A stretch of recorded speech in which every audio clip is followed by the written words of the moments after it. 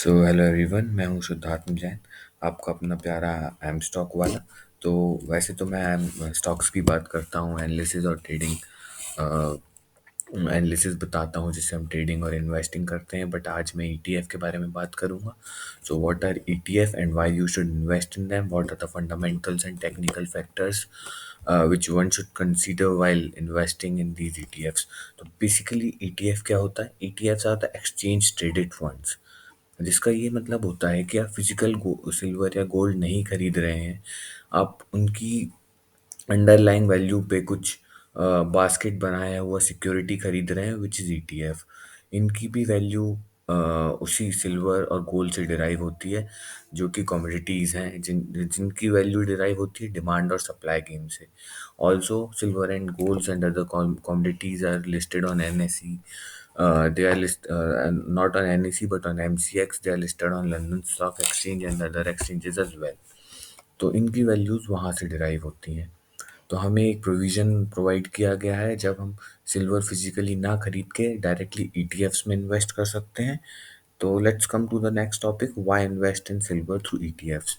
तो बेसिकली मैं बहुत बुलिश हूँ आने वाले टाइम में सिल्वर पर, क्योंकि हम जानते हैं तो उसके पीछे काफ़ी सारे कारण हैं, पर मैंने सिर्फ 5 रीज़न बताने का और लिस्ट डाउन करने का कोशिश किया है। The first reason is hedge against inflation, the second is diversification of portfolio, the third is technical structure which is very strong, higher industrial demand and strong fundamentals, the fourth point, and fifth point is the building block of new economy। तो basically जैसे जैसे inflation बढ़ता है, silver के prices भी बढ़ते हैं, क्योंकि डिमांड बढ़ती है। और इसको मैं एक आपको चार्ट के थ्रू ज़रूर दिखाना चाहूँगा आगे जाते हुए। डाइवर्सिफिकेशन ऑफ पोर्टफोलियो, क्योंकि हम सभी अपना पैसा म्यूचुअल फंड्स और इक्विटी में इन्वेस्ट करते हैं। म्यूचुअल फंड्स भी आप देखेंगे तो they have some investment in gold and silver and other commodities as well. तो हमको अपने पोर्टफोलियो में सिल्वर और गोल्ड भी रखना चाहिए। तो डाइवर्सिफिकेशन होता है, and obviously we know that gold and silver are the safe havens. तो जब जहाँ इन्फ्लेशन आएगा, मार्केट कभी आगे गिरेगा या बियरिश होगा कुछ टाइम के लिए, उस टाइम गोल्ड और सिल्वर ही होगा जहाँ पे maximum amount of money will be parked by institutional investors और फॉरेन इन्वेस्टर्स। तो इसलिए एक रीज़न है कि हमें डाइवर्सिफिकेशन भी रखना चाहिए, ताकि कभी भी हम उतने ज़्यादा लॉस में ना आए और हमेशा न्यूट्रल रहें। पिछले कुछ सालों में सिल्वर का ग्रोथ काफ़ी अच्छा रहा है। पिछले 4 सालों में absolute returns of silver have been about 43%। तो मेरे को लगता है आने वाले टाइम में सिल्वर काफ़ी बुलिश है। अ, मैं आपको उसको टारगेट्स के साथ शो करूँगा अपने टेक्निकल चार्ट और एनालिसिस पे। तो let's move to the next point, this is hedge against inflation. तो जैसे कि आप देखेंगे, the blue line shows inflation and the red line shows the silver price. तो जब जब इन्फ्लेशन आया है, आप देखेंगे इन्फ्लेशन आया है, तो the blue line goes up and silver go down.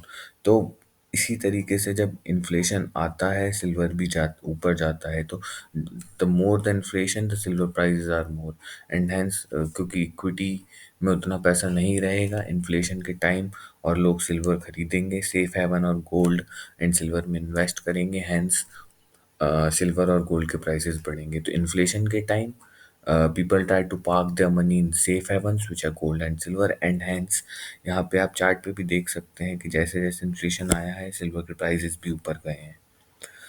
Correlation perfect नहीं है one, but still we can see that maximum times ऐसा ही हुआ है कि जैसे जैसे इन्फ्लेशन आया है, सिल्वर के प्राइसेस भी बढ़े हैं। तो ये एक हैज ऐसे हो गया कि इन्फ्लेशन में इक्विटीज नीचे जाएंगी और सिल्वर ऊपर जाएगा। Now coming to the next point, silver किन किन चीज़ों में यूज़ होता है। मैं आपको बताना चाहूँगा, गोल्ड सिर्फ ज्वेलरी में और बहुत कम क्वांटिटी में यूज़ होता है, manufacturing of chips and other other things, but silver का इंटेंसिव यूज़ है।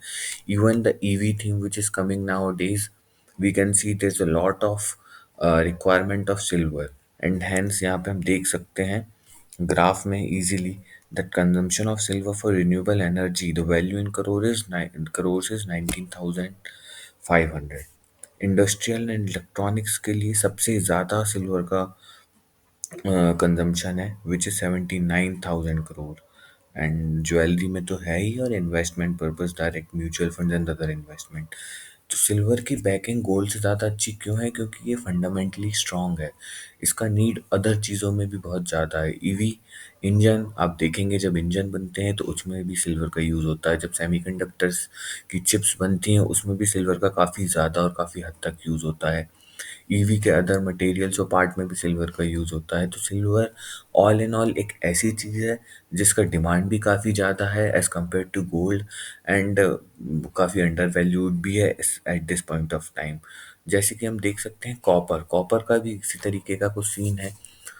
ईवी के आने से कॉपर की डिमांड को काफ़ी बूस्ट मिला है, और आप देखेंगे आने वाले कुछ टाइम में कॉपर बहुत ही अच्छे से शूट अप करेगा। और कॉपर के शेयर्स आप ले सकते हैं। Hindustan copper is one of the share which I have been recommending since long, तो आप उस पे भी देख सकते हैं। ये बाजू में the second graph is of total demand versus industrial demand. तो जैसे-जैसे इंडस्ट्रियल डिमांड काफ़ी बढ़ता हुआ आया है, देखिए 2021 फाइनेंशियल ईयर में इंडस्ट्रियल डिमांड अच्छा शूट अप हुआ है, मुझे लगता है आगे भी शूट अप होगा। तो this was one of the reason. अब देखिए टेक्निकल्स पे आते हैं। फंडामेंटली तो मैंने आपको बता दिया कि सिल्वर फंडामेंटली पैक्ड है, काफ़ी रिक्वायरमेंट है उसका हर एरियाज़ में, इंडस्ट्रीज़ में। But now coming to the technical structure, तो जैसे कि हम देख सकते हैं silver has been consolidating since very long in this zone. This is the monthly chart. तो आप देखिए ये 74,000 और 33,000 के बीच ही रहा है।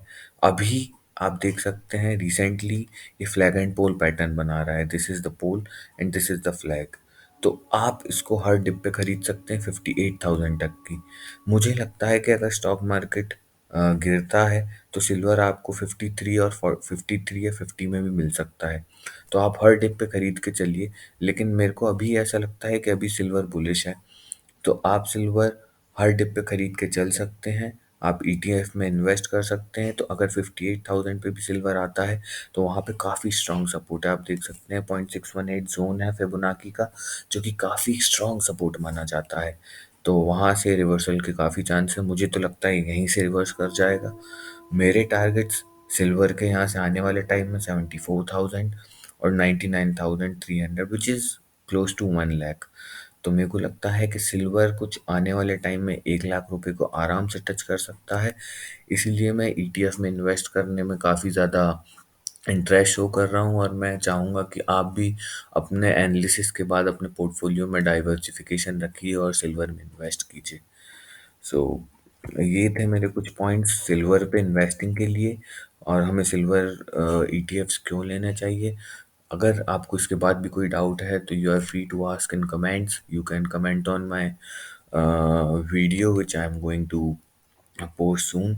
सो this is all about silver ETFs. मैंने तो इन्वेस्ट कर दिया है, और अगर आपको इन्वेस्ट करना है तो आप बिंदास इन्वेस्ट करिए अपने एनालिसिस के साथ, अपने फाइनेंशियल एडवाइज़र से गाइडेंस लेने के बाद। एंड स्टॉप लॉस मेंटेन करके चलिएगा। मुझे लगता है 49,000 के नीचे सिल्वर क्लोजिंग बिल्कुल नहीं देगा in adverse scenarios as well. But अभी मैं बुलिश हूँ क्योंकि fifth wave in metals still remaining. तो मुझे लगता है सिल्वर 80,000, 90,000 और 1 लाख के करीब आराम से जा सकता है। तो इस एनालिसिस पे आप ज़रूर इन्वेस्ट करने का सोच सकते हैं। That was a bit from my side relating to silver ETFs. Uh, Please follow and subscribe and like my video. I hope you like it. Thank you so much.